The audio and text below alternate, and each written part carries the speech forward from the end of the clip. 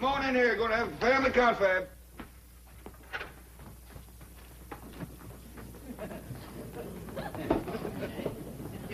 Now, as you all know, poor widow Fenwick and her young'un is coming to spend the day, and we all got lots to do. Fenwick.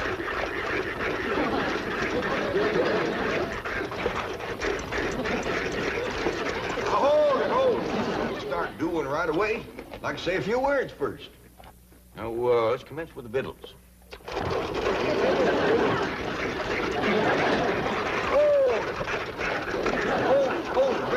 Granny, I mean the victuals for the Fenwicks. What you got planned? Oh, possum stew, grits and jowls, some corn pone, and some pickled crawdads. Sounds a little rich for folks that ain't ate for a while. Well, maybe you're right, kid. To get the wrinkles out of their belly, I'll start them off with some nice hot owl soup. That'll be fine. Now, Ellie, you and Jethro delivered them that box of clothes, right? That's right, Pal. I never knowed there were so many needy folks in Beverly Hills. Me neither. By doggies, you gotta admire that widow Fenwick. She's poor but proud. Jethro and Ellie tells me that right across the front of this little house of hers, she's got writ big as life, Fenwick House.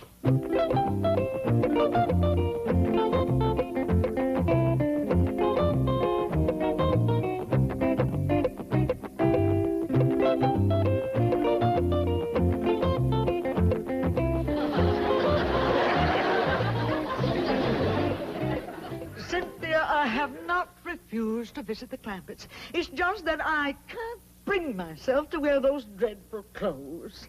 They are not dreadful. They are the very latest fashion introduced at the Willows Finishing School by Miss Ellie Mae Clampett herself. Don't you understand, Mummy? The latest thing is to look basic and understated. It has something to do with Zen. But they just don't look right. Mummy, when a girl as rich as Ellie Mae Clampett wears something, it's got to be right. Now, come on, let's not be the last millionaires in Beverly Hills to get the new look. The Clampett look.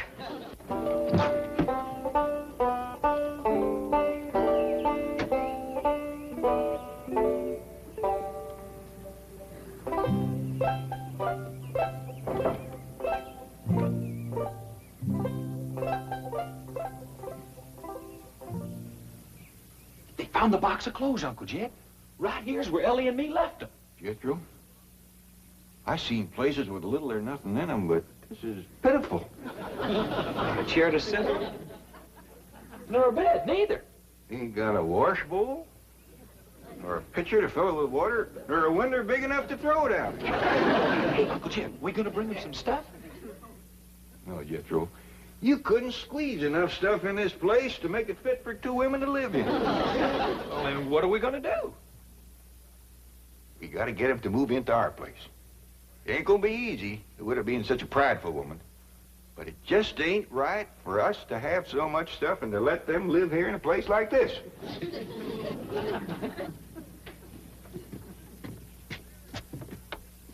Now, there's something I just can't understand. How can folks live in a big, fine house like that and let a poor, starving widow and her young'un live in a place like this right outside their gate? Uncle Jed, let's go up and give them what for. It ain't for us to speak judgment on them. Maybe the spirit of love will take hold like it did Miss Drydale. The Clampetts are moving from la to la. The Clampetts are moving from la to la. And I am so happy.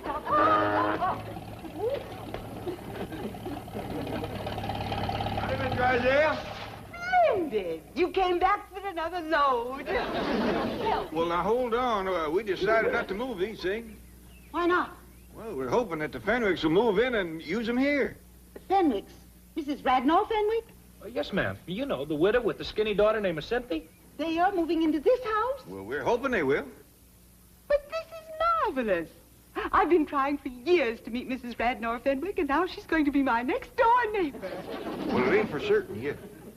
Have you engaged a real estate agent to help you sell them on the place? Oh, ma'am, we just kind of figured on talking them into it when they come over. I'll help you. I'll dash home and change and come back and help you.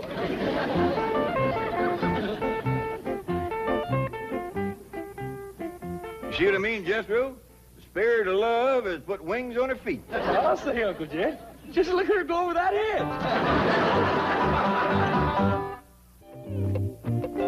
Oh, really, Mummy, and that makes you look just like any other common, ordinary, everyday millionaire. Now, take it. No, Cynthia, I can't. I just can't. Well, you must. I just can't. Mummy, if anyone were actually to see you, I would die of mortification. Mummy, I thought I told you, no Jew. No, Cynthia, I feel positively nude without diamonds. We are trying to achieve the Clampett look, a look of studied slovenliness. Oh, Cynthia. Beasley, our purses, please.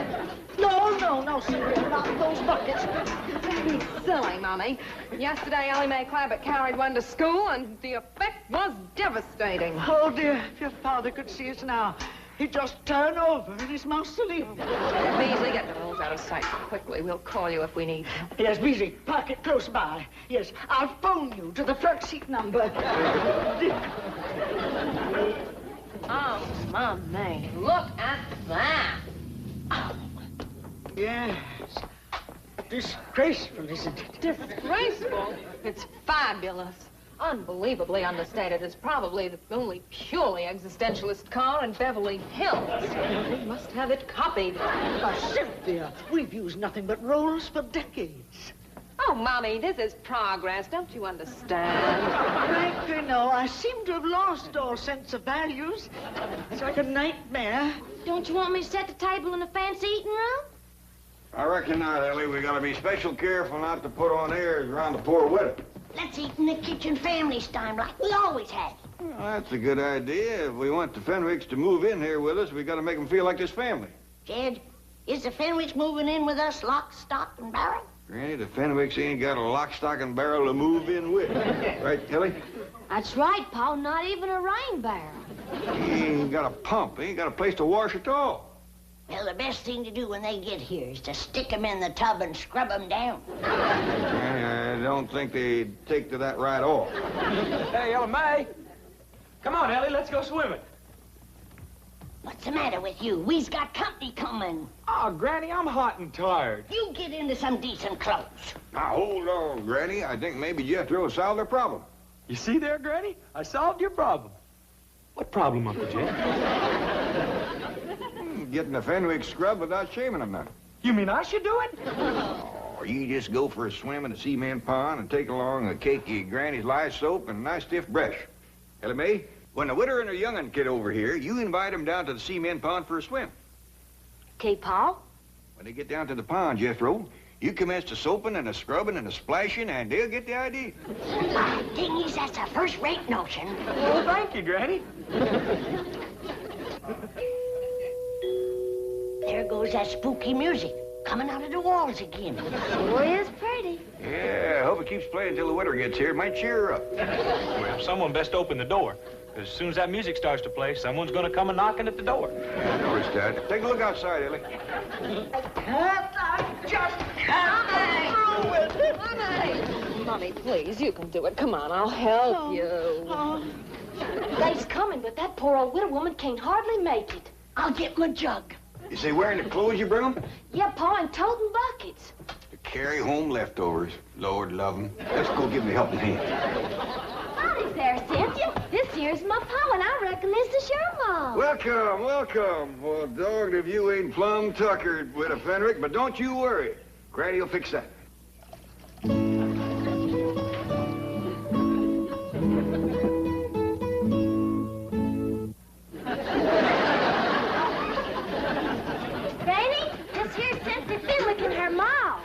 Folks. Take their buckets out to the kitchen, Ellie. Yes, sir, Pa.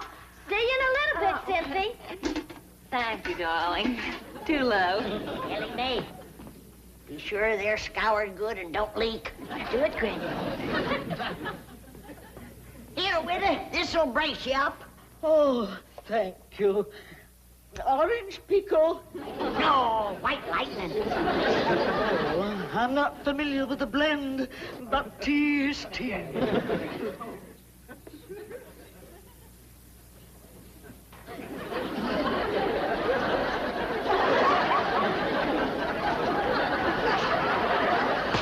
Got her to breathing deep. Here, Mummy, have have a cigarette, darling? Oh, I wouldn't light a flame so close to your maw just yet. You just might set her off. Come on, Rita. Let's go to the kitchen. I'll give you a nice hot bowl of owl soup. Owl soup? Oh, Cynthia, please send for the rolls. No, Mummy. She's right, Witter. You don't need no rolls. Granny's baked some corn pone. Leave my corn. Come on, Rita. Oh, Cynthia, please help me. Mr. Clampett, if I might be alone with Mummy for just a few moments, I think I shall be able to compose her. Okay, Cynthia. Just follow your nose to the kitchen. Yeah, the grits and jowls will lead you right to the door. Good girl, Widow. Cynthia, did she say grits and jowls? Yes, Mummy, doubtless the maid and the butler. Now, come, do get a grip on yourself. Oh, yeah. Mummy, think of all the trouble the Clampetts have taken to achieve a total look. The truck, those clothes, their speech. Why, they even weave. You'd weave, too, if you ever drank their tea. I must try to emulate them. Really? They'll never sell this house to the Fenwicks. We can practice on the cleaning woman. Howdy there. Are you Grits? I beg your pardon. Oh, we all is looking for grits and jowls. Well, you'll find them in the kitchen. And please stay there, out of sight. Now see here. We uns is friends of the Clampetts. Obviously. And the sooner you're all out of Beverly Hills, the better. Meantime, stay out of sight in the kitchen. That is the surliest cleaning woman I've ever seen. See, Mummy, even the Clampetts have a servant problem. Yes, for the first time, I'm beginning to feel a common bond with them. We're both members of an oppressed minority group. Millionaires. Oh, there you are. We're still looking for grits and jowls. Oh, we'll get to them directly. Ellie. Oh, Cynthia, I bet you and your ma would like to go swimming, huh? I wouldn't. No, neither would I. We got a dandy pond all made out of cement. Nice clean water in it, too. And plenty of room to splash around and work up a good lather. No, thank you. No, I'll pass, too. Maybe they just like to look at the pond. Show them, Ellie. Okay, Pa. No, we're not interested. We didn't even bring suits. Well, I got one that'll fit you. And I'll try and find one for you, Etta. Based my possum, Jed. Yeah, now come on, ladies. Pond's right out here. Come on, here you go. It's right over there to the right. Peculiar behavior. Why do you suppose they're so insistent that we come up?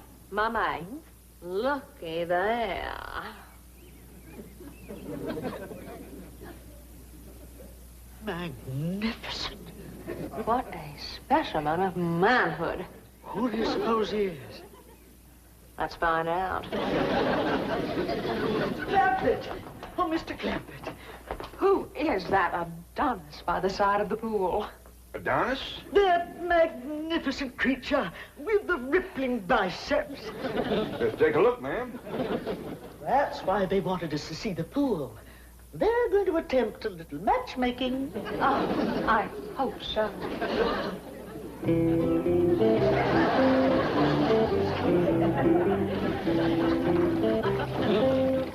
Right there is Duke. Duke? He has a title? Yeah, Duke. Duke of what? Where's he from? Well, he was born in Oxford. He's been with us since he was a little feller. Then he's the Duke of Oxford. Yeah, I reckon so. We just call him Duke. He hasn't got a wife, has he? Well, he's had his share of lady friends, but nobody right at the moment. Cynthia, I sure do hope you change your mind about going swimming. Oh, I have. Oh, Cynthia, you seem right fond of Duke. If you want him to like you, just tickle him behind the ear. He just loves that, Cynthia. And when he lays over on his back, scratch his belly. But don't stand there. Get scratching. Show her where to change, Ellie. Okay, Pa. Mr. Clampett, I imagine that Cynthia and I do appear a bit eager, but I want you to know that my daughter is worthy of royalty.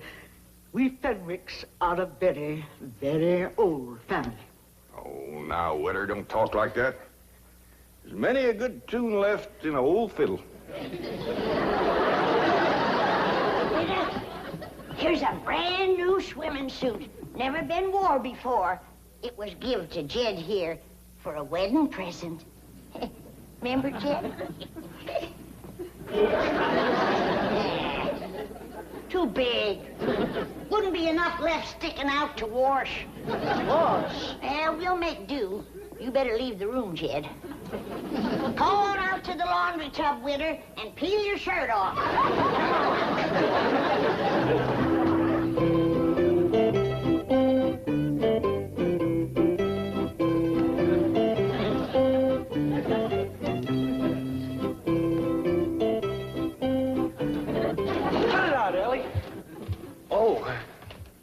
Excuse me. Howdy, ma'am. Your Grace. Yours, too. Permit me to present myself to you. Well, thank you very kindly, but I don't think my Uncle Jed would let me keep you. Oh, Your Grace. Yours, too. I am Cynthia Fenwick. Oh, hey, is your ma coming? No, we are quite alone. Well, shall we go in the water? No, I'd rather not.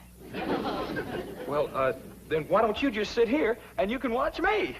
Oh, Your Grace. Yours, too.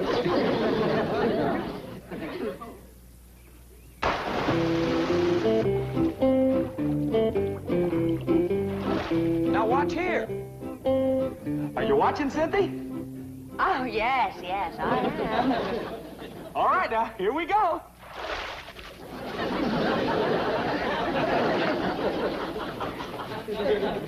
You get the idea? Well, it looks as if you are taking a bath. That's all right. Come on in. Your Grace.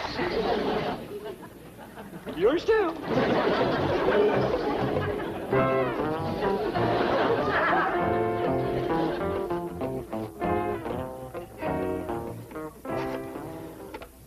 Mobile operator, give me JL 13411. No, make that 12. I want the front seat. I thought I told you to stay out of sight in the kitchen. Now look here. I have taken all the abuse I intend to take in this house. Clampett look or no Clampett look. Duke or no Duke. I refuse to... Oh, Beasley! Come quickly, please. This is... Now you get out of here. And take that other antique with you. I refuse to take orders from a poorly dressed, ill-mannered, overweight cleaning woman. Why, you loutish hillbilly. I am Mrs. Milburn Drysdale. And what does that mean? It means that I am a pillar of society. You were a pillar. I am cutting you down to a stump. Don't you dare pull a knife on me. The only thing I'm going to pull on you is your head. Yeah, Jethro, Granny said she had trouble scrubbing the Witter. How'd you do with the daughter?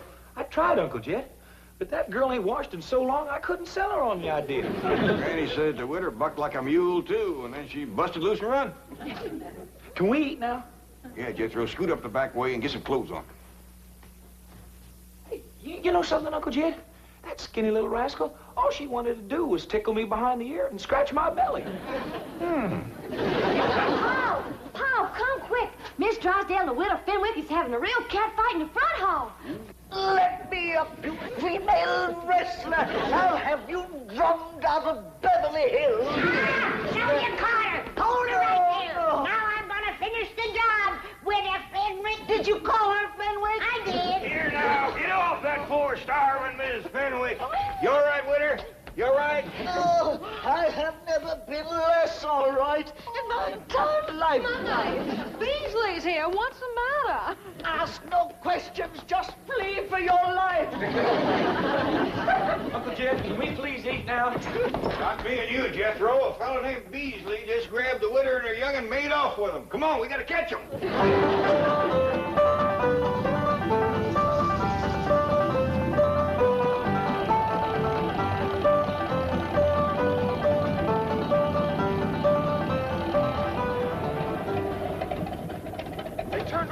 Uncle Jed. And now the gates are closed. Well, I'll be doggone. That Beasley feller is the one that lives in that big mansion. And he's taken the widow and Cynthia into his house. And bowing and scraping to him, too. Uncle Jed, you was right about not speaking judgment on that rich fella. Yeah, looks like the spirit of love sure took a hold of him, all right. Come on, Jethro, let's go home and have some possum.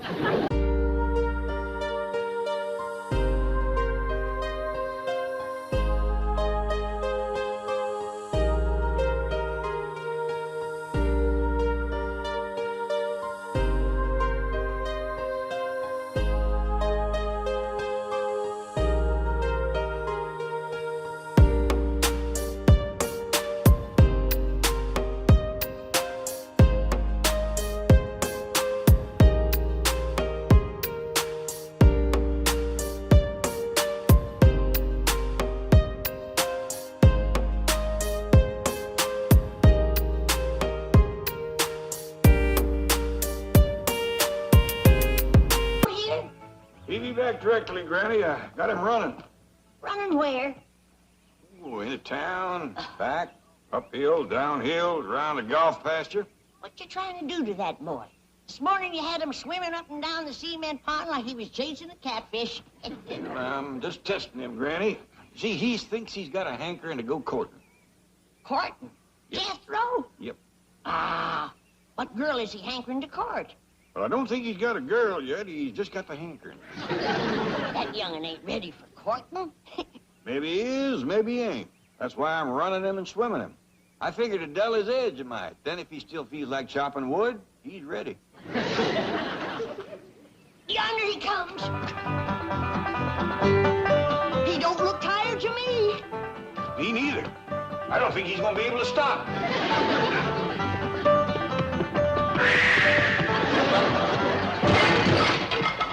It could have been worse. He could have took out 5, 10 foot of wall. I'm sorry I busted this fancy vase, but I reckon I got going too fast. Yeah, I reckon. How far you run?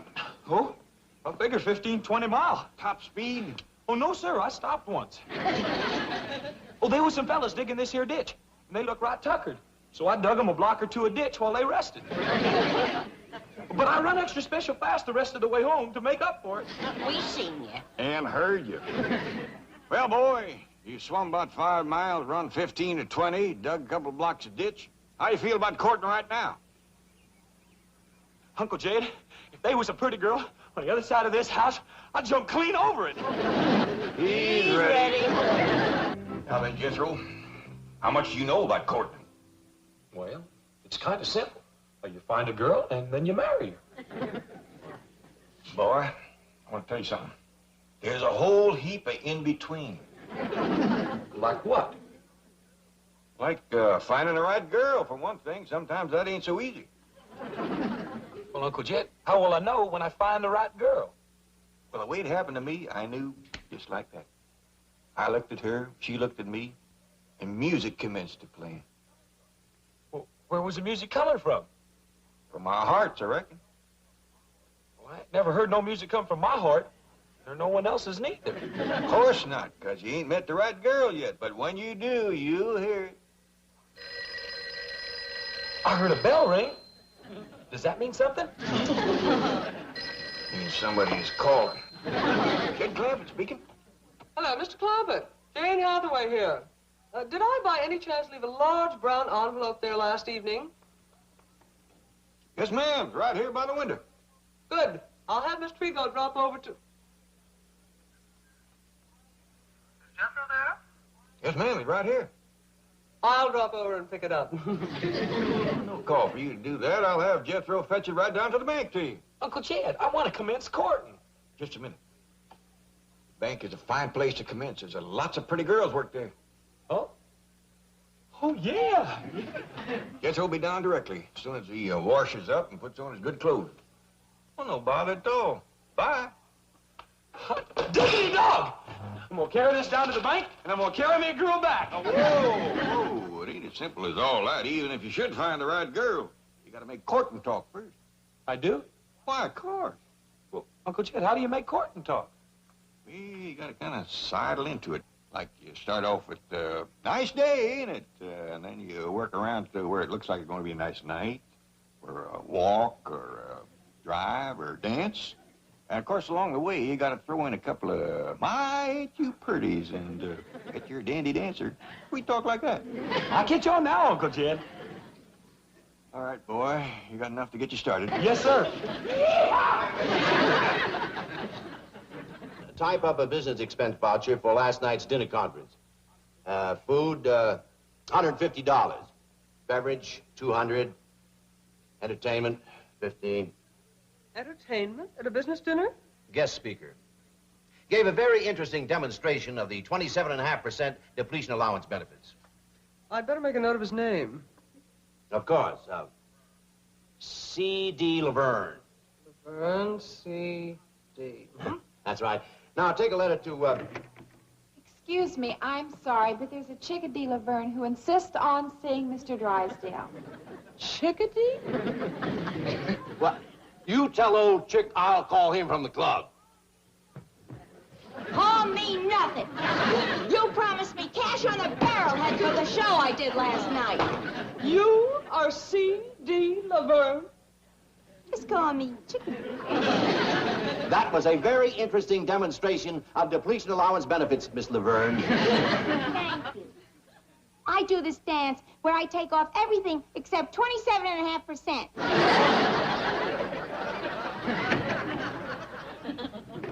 Howdy. Well, howdy to you. You're Jethro, aren't you? Yes, ma'am. You hear any music? No, should I? Well, yeah. I should, too, but I don't, darn it. Well, if you'll wait, I'll hum something for you. What do you say, Chief? Oh, Jethro, how nice to see you. Oh, howdy, Miss Jane. Something wrong? No, just listening for music. What kind of music? Heart music. Heart music? Try me again, Jethro. Yes, ma'am. Janet, I'd like to speak to you in the pool. Pool? The secretarial pool. Let's go. I shall return, Jethro. Here you are, Chickadee. Oh, thanks, Mr. Drysdale. You know, for your next dinner, you ought to use my specialty act. The one I'm famous for. Mm-hmm. They bring out this great big egg. There's music coming from it. The MC says, "Here's Chickadee." And I pop out of the egg, and I go into my dance. Oh, cute, huh? Try the Chase Manhattan Bank. They love big eggs. You don't even have to hire an orchestra. Look, I got this little transistor radio. See? Watch. I tuck it in here. That's very interesting. Don't call us, we'll call you. Of course, for my specialty, I have to charge a little more. Those big eggs cost a lot of money. I'll keep you in mind. Oh, howdy. Hi. I hear it. I hear the music, just like Uncle Jed said I would. Uncle Jed? Yeah, he said that I know you was the one just as soon as I heard the music. Oh, he caught my eye. Come on, let's go. Wait a minute, don't rush me. Oh, I forgot. It's a nice day, ain't it? I mean, it's gonna be a nice night for a stroll, a drive, or a dance. I mean, you sure are pretty. And I bet you're a dandy dancer and lots of sweet talk like that. Come on, let's go. Jed Clampett speaking. Oh, howdy, Miss Jean. Jethro get there all right? Yes, and he brought the envelope, but now he's disappeared. I can't find him anyplace. I see. Well, tell me, is the bank missing any girls? I mean, Jethro might have told her one off. Jethro? Oh, I hardly think that. Wait a minute. There is one possibility. A girl from the secretarial pool who... False alarm? No girls missing. Oh, that's too bad. Well, thank you, Miss Jean. Bye. What's too bad, Jed? Jethro didn't find him no girl down to the bank. I told you that young'un wasn't ready for courting. Well, maybe just as well. I was worried I hadn't given him a good enough talk first. With Jethro, it takes a little extra. That's a fact. The last I heard, he thought his ma found him under a cabbage leaf. Well, I'll finish cleaning my rifle, and when he comes back, I'll take him hunting. That'll give me a chance for a real man-to-man talk. Looks like Jethro done all right. Found herself a girl. From here, it looks like he found himself a girl and a half. Hey, kid, is this where your uncle lives? Oh, yeah, me too. Ooh-wee. That's a big one. Big strapping girl like that can sure help you with the housework, Granny. Housework, that girl can pull a plow. Let's go meet Uncle Sugar. Well, that's Uncle Jay. Yeah. Yeah.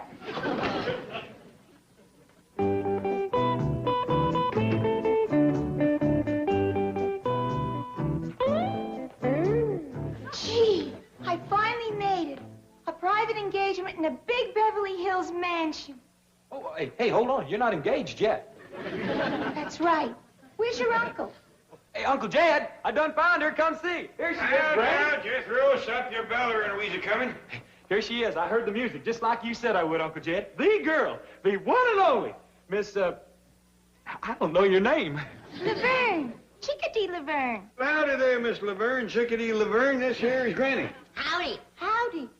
You people live here? You own this mansion? Yes, ma'am. They found oil on our place back home, so we moved out here. Oh, you're one of those oil millionaires. I played all over Oklahoma and Texas. You don't say. This here's my daughter, Ellie Mae. Howdy. Honey, I don't want to worry you, but your fur piece is moving. This here is possum. Ellie Mae, take them critters outside. I told you again and again, the house is no place for them. Yes, sir, Paul. Well, when's the engagement? Tonight? Tomorrow night? I'm ready.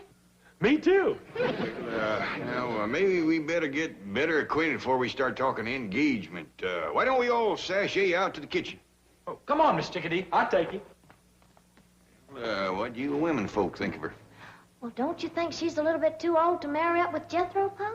Of course she is. That kind of worried me, too, especially her talking about playing all over Oklahoma and Texas. Take a heap of years just to do that. I still say she's too old for Jethro. You can't tell about city women, Granny. I've seen old ones that look young and young ones that look old. Well, I'll just go and ask her how old she is. Now, wait, Ellie. If we're going to find out Miss Chickadee's age, we got to do it in a kind of roundabout way. I don't want her embarrassed now. You leave it to me, Jed. Come on.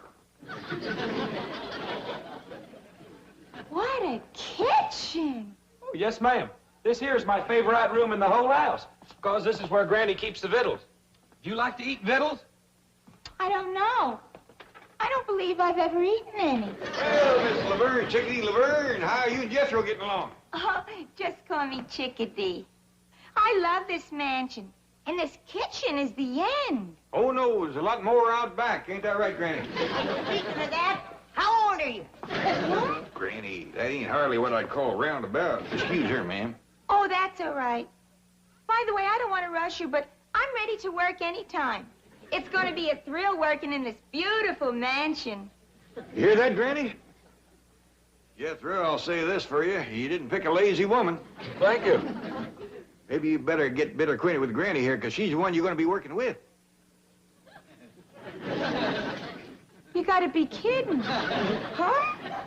I can do anything you can do, honey. Granny's little, but she's wiry. She moves around real good. Yeah, I know, but, well, couldn't I work with her?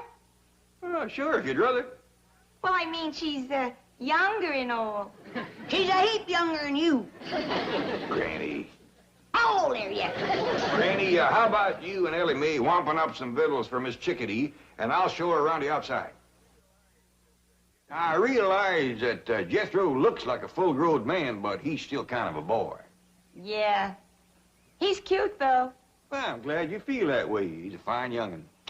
Now, I'd like to know a little more about you, Miss Chickadee. Oh, you mean about my work?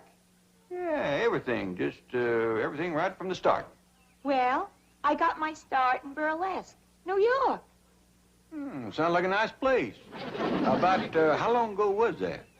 You don't have to be exact. I'm just trying to get a notion. Oh, about 8 18, 19 years ago. Is that a fact? That's when I first broke out of the egg.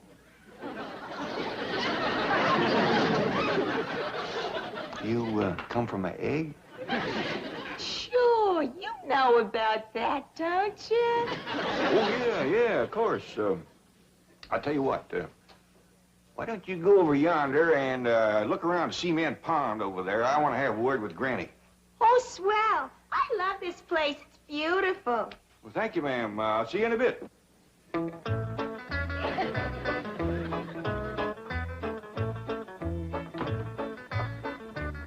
You know, Granny, maybe Miss Chickadee ain't the right woman for Jethro. Of course she ain't. She's too old for him. Well, ain't that so much. Fact is, she's only a little older than Jethro. She told me she was born 18, 19 years ago in a town named of Burlesque, New York. Hogwash. She ain't no 18 or 19. Well, whether she is or whether she ain't, there is a bigger problem. What's that? Well, what with Jethro thinking he was found under a cabbage leaf, and her thinking she come from an egg, I just don't see much future for them two.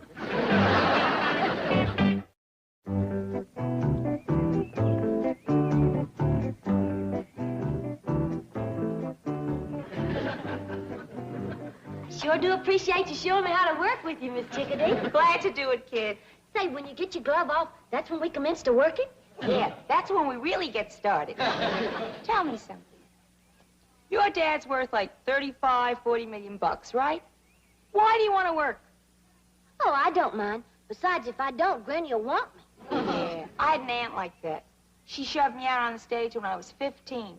I never knew my mother. Me neither. You mean your father's a widower? Yes, ma'am. I was kind of hoping he'd marry up with you so as I could get me a ma. Really?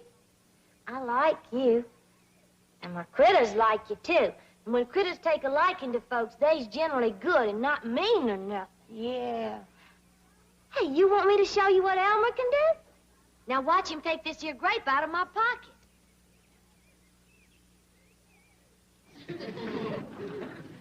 Say, he sure is clever with those little hands.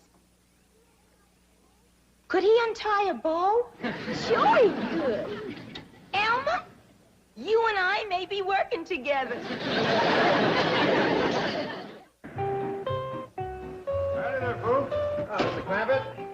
Granny. Mr. Clampett, I'm sorry to trouble you, but I need one more signature. No trouble at all. Not compared to the trouble we got with Jethro. Now, Granny. Well, hasn't he arrived home yet? Oh, of course. He's right out there in the kitchen now, poking down the middle. I shall pop in and pass the time of day with the handsome lad. Jane would make a heap better match for Jethro than that old... Now, Granny, don't bother Mr. Drysdale with our family problems. Now, Mr. Clampett, as I've said before, your problems are my problem. I am willing and I hope able to help you in any way possible. Well, that's mighty neighborly of you to take so much interest, but... Don't think nothing of it. We bankers like to take as much interest as we can. I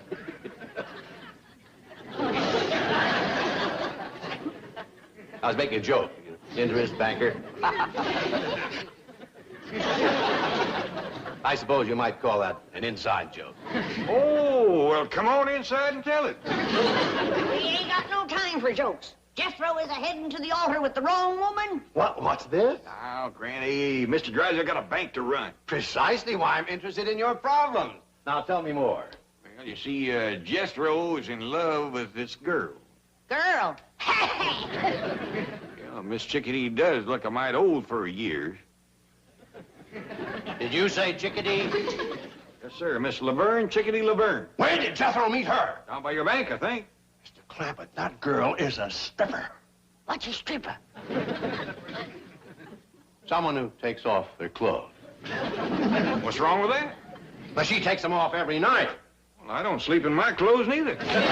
Chief, sweet, innocent Jethro has run afoul of your Chickadee Laverne. Yes, I've been told. Mr. Clampett, believe me, this is not the right girl for Jethro. I told you so. Please, Mr. Clampett, let us get her away from here as quickly as possible. Well, I wouldn't want to hurt her feelings none. She's right friendly and a willing worker.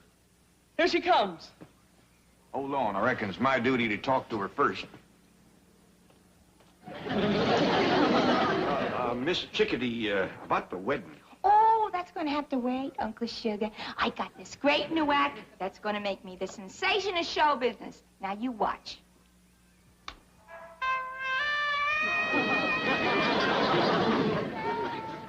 This is going to be a great act. The MC gives me a big intro. I walk through the curtains with this raccoon. Right away, he starts unfastening my... Great act. Great act. Now, let's hurry down the bank, and I'll sign you up for the big convention next week. Hey, Uncle Jed, where's Mr. Drysdale taking my sweetie? Never mind, Jethro. But I found her. She's mine. I courted her and sweet talked her and all. Forget about her, Jethro. Go take yourself a swim.